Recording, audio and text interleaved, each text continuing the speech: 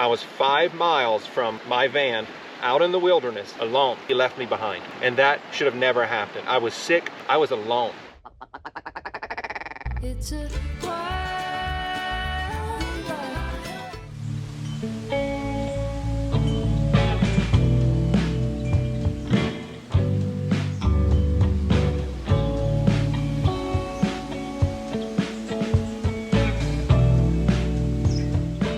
So the rest of that bear hunt, there's more to that story. My bear? Yeah. Well, just a little bit. Uh-huh. It was out on the side of Kachemak Bay, and high tide was coming in. You know how Kachemak has that high tide. Tides. And it goes way out and then comes right into your boots, you know. And I said, oh God, what am I going to do with this bear now that I've shot it? So I called everybody that I knew. I had enough service to get a couple of calls out.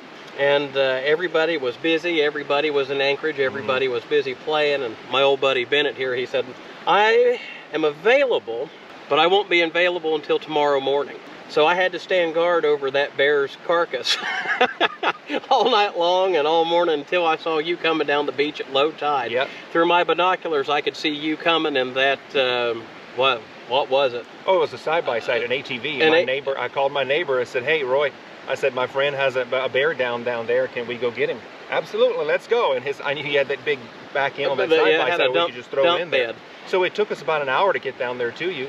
But when I could see you guys coming down that beach through my binoculars, I was practically shaking. I said, oh, I'm so ready to get out of here. When you stepped out of that cab, I ran up and hugged you. You're the prettiest man I've ever seen.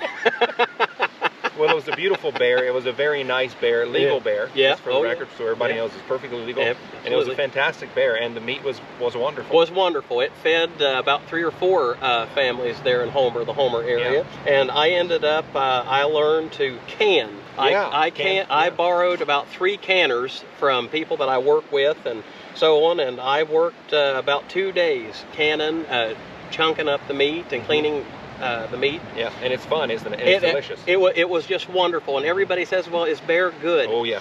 If I canned it and invited you over for chili, that's what I would have made. And you'd say, boy, this is the best chili I've ever had. Well, that was bear. There's a few things that we love best for bear.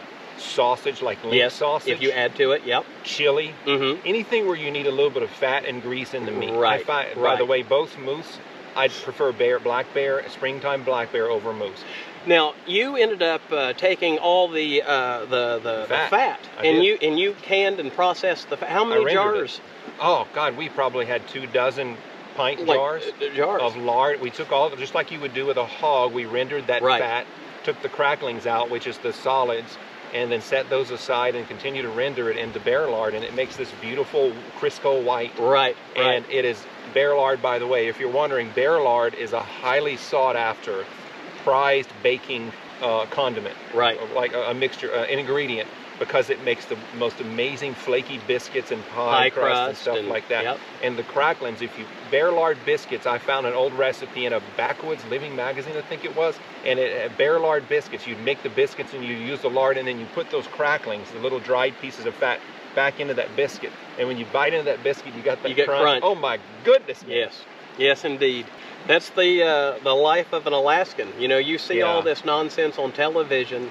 Yeah. You know, that's just crazy. That is so crazy. But if you apply yourself to learning it and to enjoying it, crackling biscuits is something that you can have anytime that you want. It's just those little things, right? By the way, you're not wearing $500 leather, expensive boots. Not at all. Right? You're not wearing $2,000 worth of Sitka, high-tech gear. No, sir. What are you? Share why you're wearing what you're wearing and why you love it. Well, when I got to Alaska back in 2016, from West Virginia. Been a decade. Hence the wonderful accent. I just kind of followed everybody's suit, and you have to have this down, and you've got to have all this lofty stuff, and I'd go and I'd pay $500 for a coat, and it would get wet, and I spent the night freezing to death. Yes. And I said, well, that's stupid. So I started studying the way of the old, hence the rifle and everything else. I figured out that a $35 LL Bean jacket from 1950 was going to keep me plenty warm, and that's what the old timers had, and Because it it's worked. wool. And it's Because wool. it's wool. Even wet, it'll Wool, absolutely. wool, You might keep you not be very comfortable, but you'll be alive. It's heavy. It's heavy, and it's even when wet, it's very insulating. But here's my thing. Look at this fella here. Look how he blends in. He blends in with everything. If he gets in trouble and he lays down on his stomach here, nobody's going to be able to find him. He's going to blend in with all this driftwood. Look at this fat guy with a red coat. I'm going to be seen 20 miles from here.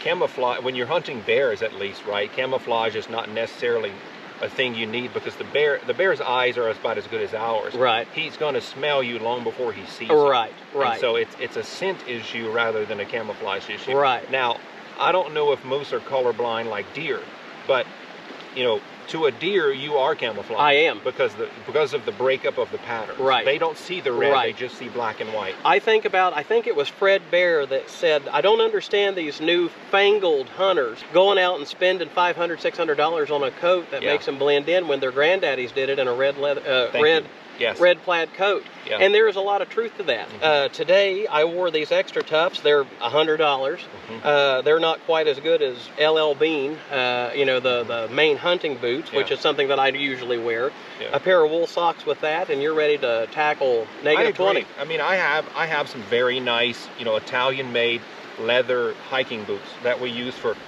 mountain goats and stuff like that. But I find myself 90% of the time wearing rubber boots. Right. And a rain jacket, right, like a baseball cap more than anything else. My friend that's a hunting guide in Kachemak, he's killed more goats than most people have ever seen. Right.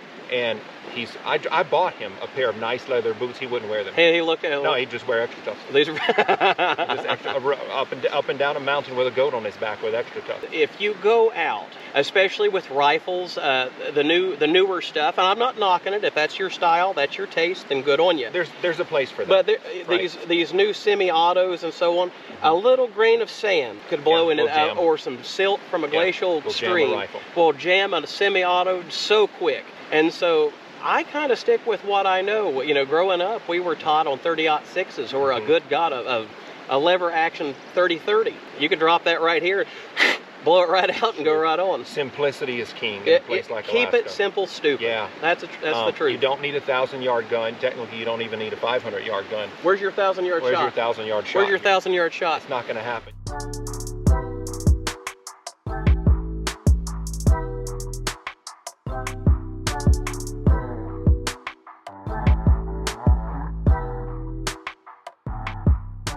Well, that very nice, very good snow machine, the clutch failed on it.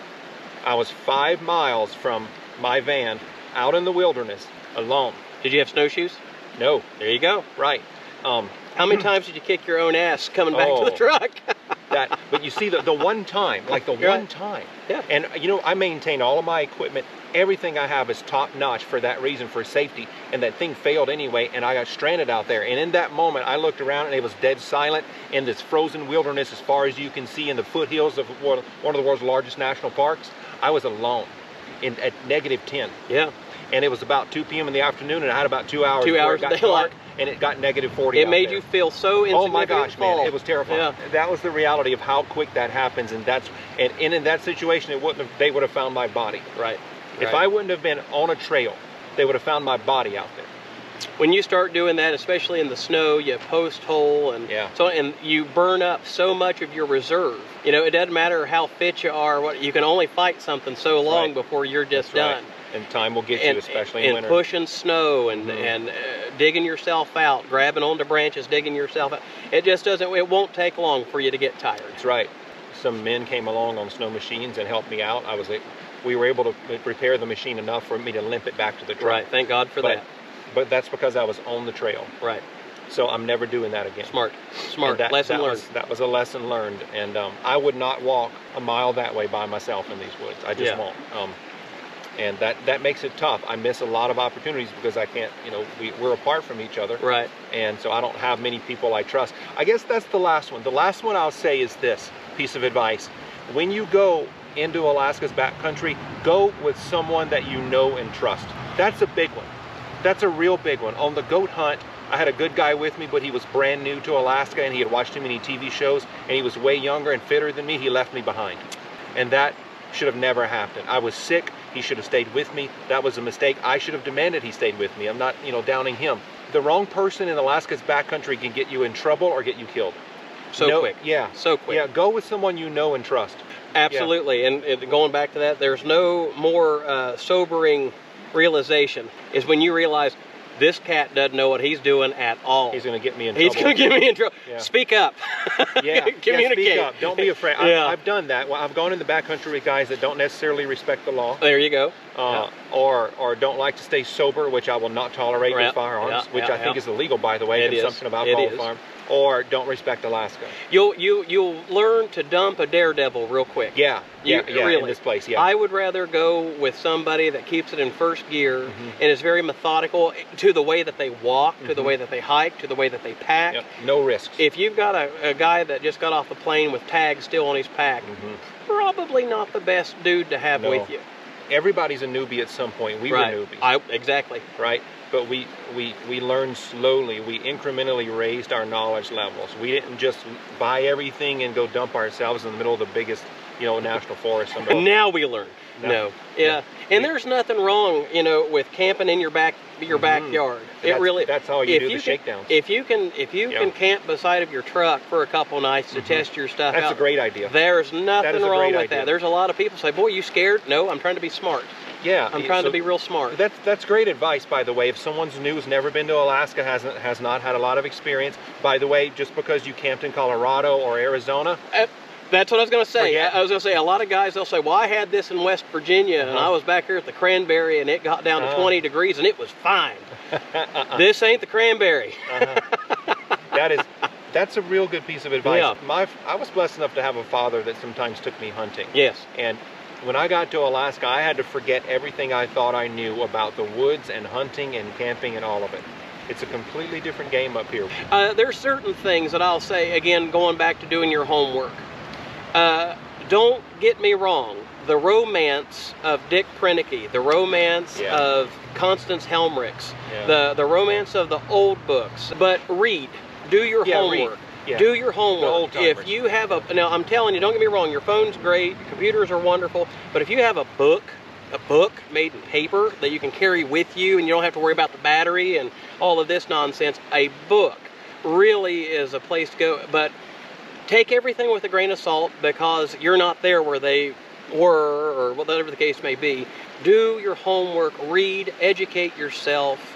Watch idiots like us on YouTube, and again, if you go back to the most simplest of things, survival shows, survival documentaries, plane crashes, boat sinking. People have the ability to survive. I won't necessarily say thrive, but use your head and learn from the people that have done it.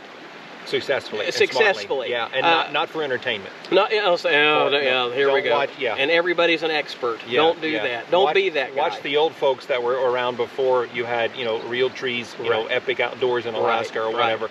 They're doing that for money and entertainment. That's not necessarily great information. This is why we live in Alaska, and this is why I made Living My Alaska, is for moments like this to share with you everything we've learned. I've been where you are now.